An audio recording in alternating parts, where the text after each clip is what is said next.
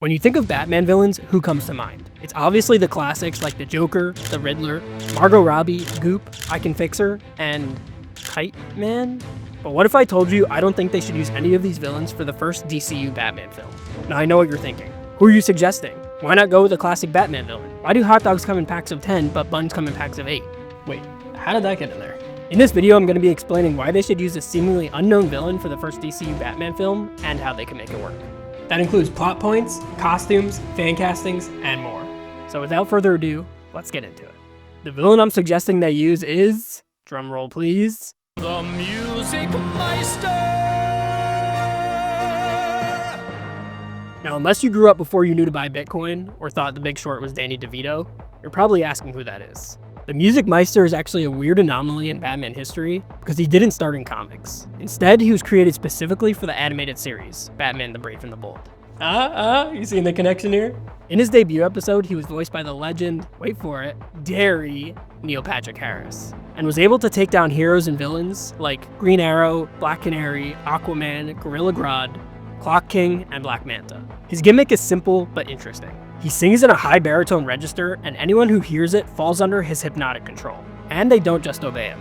They have to sing and dance along with him too. He basically forces reality to become a musical. He isn't a brooding serial killer or a mob boss. Instead, he's a showman who decided, rather than going to Broadway and try to convince people that Cats was a good musical, he decided to make his theater kid energy the world's problem. But why should Warner Bros. Go with the Meister rather than someone more iconic like the Joker? And here's my thinking. The Joker is a classic villain. But right now we have a problem with live-action Batman. We already know Bruce Wayne is depressed. It's always raining. It's extremely dark. And I don't want to say all this to belittle what we've gotten so far. I think the recent Robert Pattinson's Batman was a beautifully grounded noir detective piece. But I think it's more interesting when you let the character grow, and my hope for the new DCU is that they subvert the tropes of DC superhero movies that we've seen for the past 50 years, rather than just doing the same thing over and over again. With James Gunn's new DCU on the rise and a live-action Batman the Brave and the Bold film in development, I think the biggest mistake Warner Bros. Can make is giving us another grounded, realistic take on Batman. This new DCU needs to be the opposite. It needs to look different within the first 5 seconds of the trailer. And if you put a realistic serial killer in this movie, it'll just feel disjointed. What better way to signal that this is a different take on the universe than a character like the Music Meister? You signal instantly to the audience, we're doing something different. We are embracing the comic book aspect of comic book movies. With that being said, how do you actually adapt the singing villain without it just being cringe? Because that's the fear, right? I could see it being very easy for it to just turn into Glee with capes. So here's my thinking on how you can make it work without destroying the whole movie. First, I want to take a look at La La Land for the blueprint. I know, referencing a musical romance movie in a Batman video. But hear me out, it'll all make sense.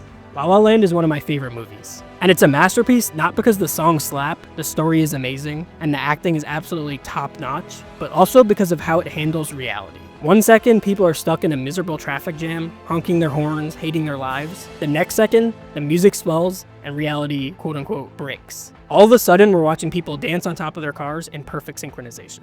I think the same logic can apply to the Music Meister. When the Music Meister sings, the movie shouldn't look like a Batman film anymore. The reality needs to break. For example, take a scene where Batman is interrogating a thug in an alley.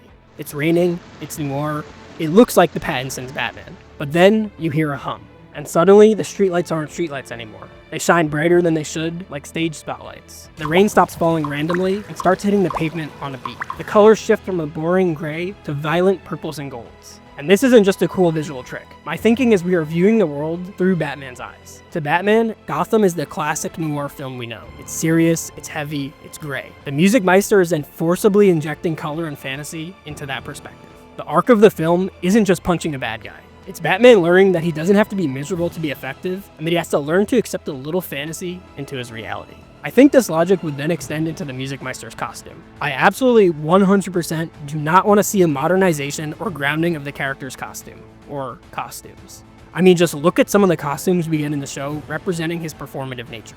If they do somehow use the Music Meister, and I were to see him in tactical armor or a grounded leather jacket, I think I would walk out of the theater.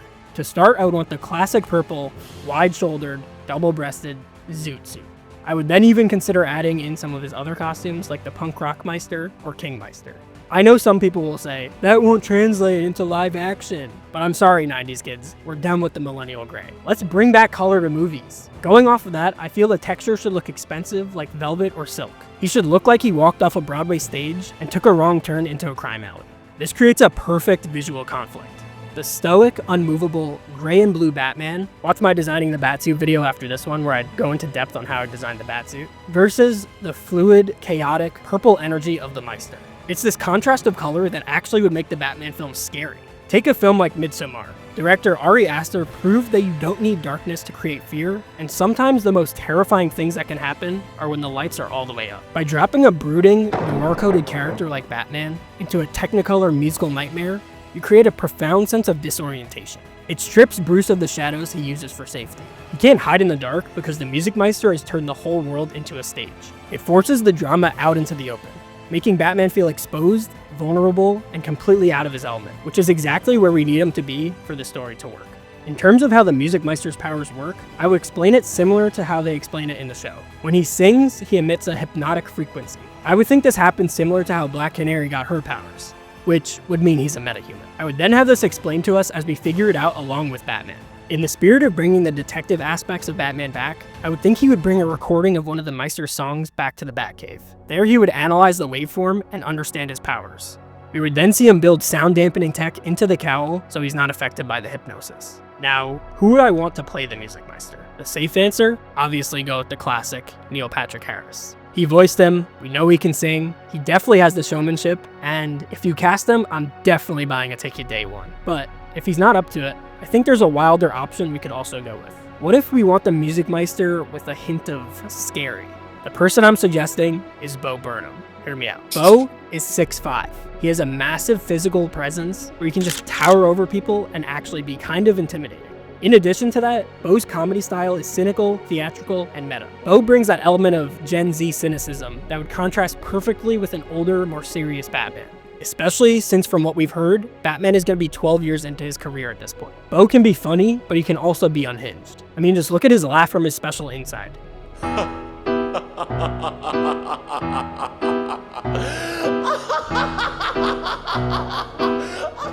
That is a serious Batman villain laugh. To tie the whole thing together, we have to talk about the main plot points. Because a singing Batman villain sounds fun, but can it really work? From what we've heard, The Brave and the Bold is going to be about Bruce Wayne meeting his son Damian. And this is where the Music Meister goes from a silly cartoon villain to the perfect antagonist for the specific story. We know Damian Wayne was raised by the League of Assassins. He believes in absolute order. He believes that if people step out of line, you should just eliminate them. This is in stark contrast with what Bruce believes, which is freedom. He believes people deserve a choice, even if they make the wrong one. This dichotomy makes the Music Meister the perfect villain for Bruce and Damian. Just think about it. What is the Music Meister's goal? He wants everyone to sing the same song. He wants harmony. He is literally mind controlling the city to make them act in perfect unison. To a kid like Damian, at first, this might actually look appealing. Damian hates crime and the chaos of Gotham. He might look at what the Music Meister is doing and think, he's actually fixing it. Everyone is behaving. Through this, the Music Meister is able to trick Damian and trap him. Not to kill him, but to make him his soloist. He sees Damian's skill and discipline and wants him to lead his army. Under the Meister's hypnotic control, you can't lie. The music forces the truth out of you. In order to rid the roadblock to the Meister's plan that is Batman, he forces Damian to involuntarily reveal the one secret he was sworn to protect, that Bruce Wayne is Batman. Now that the Music Meister knows who Batman is, he understands he can't beat him physically. But he wants to get rid of Batman so he can rule the city. And that means breaking Batman mentally. Let's paint a picture of the scene.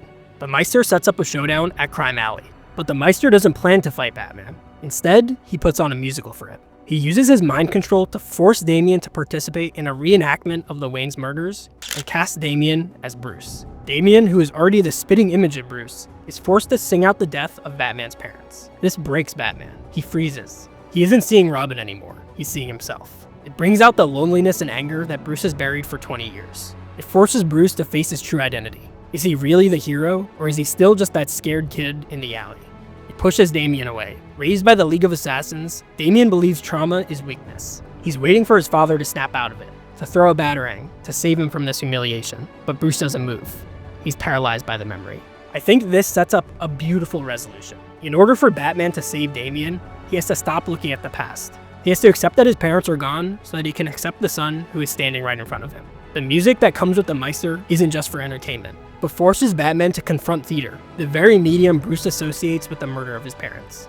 And Damian, by being forced to act out this horror, he learned that forced order isn't justice. Stripping away free will doesn't create peace, but rather it creates a prison. People need to be free to make their own choices, even if those choices are messy. This arc would take a villain who's a silly, purple zoot suit wearing character and turn him into a catalyst for the most emotional Batman story we've ever seen on the big screen. So here's my pitch. We don't need the Joker. We don't need another guy in a trench coat leaving riddles. We need color. We need energy. We need a villain who forces Batman to step out of the shadows and into the spotlight. The Music Meister is the perfect bridge between the silly comic book world of the past and the emotional storytelling of the future. He challenges Damian's worldview, he challenges Bruce's skills, and most importantly, it would just be really, really fun to watch. But what do you think? Am I crazy? Would you walk out of the theater if Batman started singing or dancing? Or is this the refresh of the franchise that we need? Let me know in the comments down below, and if you've enjoyed the content, consider joining my brand new Patreon. I have plans to really ramp up the channel with larger projects and more frequent uploads, but unfortunately, I like eating. If you want to help keep me fed, grow the channel, and keep the videos coming, that'd be greatly appreciated. You'll get perks like your name in the credits, exclusive access to in-progress and behind-the-scenes works, and more. And if you like this video, YouTube thinks you'll like this one of mine. Give it a watch.